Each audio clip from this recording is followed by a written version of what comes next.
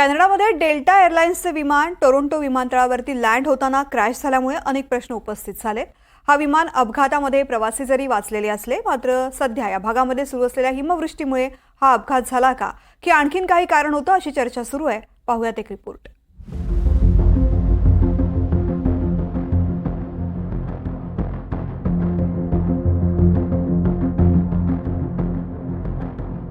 कॅनडामध्ये घडलेल्या मोठ्या विमान दुर्घटनेनंतर हा अपघात नेमका कसा घडला याची चर्चा सुरू झाली आहे। डेल्टा एअरलाइन्सचं 4819 क्रमांकाचं विमान टोरंटो पियर्सन विमानतळावर क्रॅश झालं।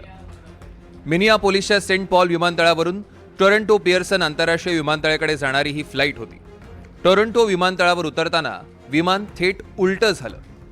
सुदैवानं विमानातील 76 प्रवासी आणि 4 क्रू मेंबर्स असा 80 लोकांचा जीव थोडक्यात वाचला, मात्र अनेकांची प्रकृती गंभीर आहे।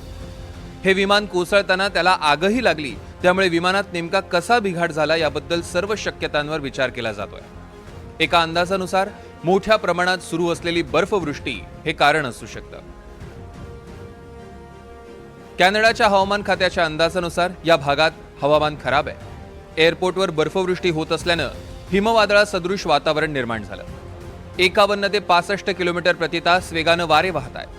तापमान उणे 8.6 डिग्री सेल्सिअस आहे। धावपट्टीवर बर्फाचा थर साचलाय। मात्र हेच कारण खरंय यावर शंका उपस्थित करण्यासारख्या प्रतिक्रिया विमानामधून उतरलेल्या प्रवाशांकडून येत आहेत। त्यांच्यामध्ये विमान लँडिंग होण्याआधीच विमानात बिघाड झाला होता।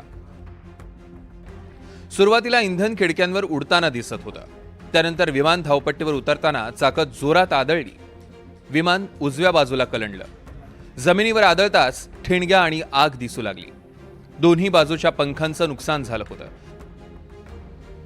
तर काहींच्या मते फ्लॅप ॲक्टिव्हेटरमध्ये बिघाड झाल्यानं विमान उलटलंय।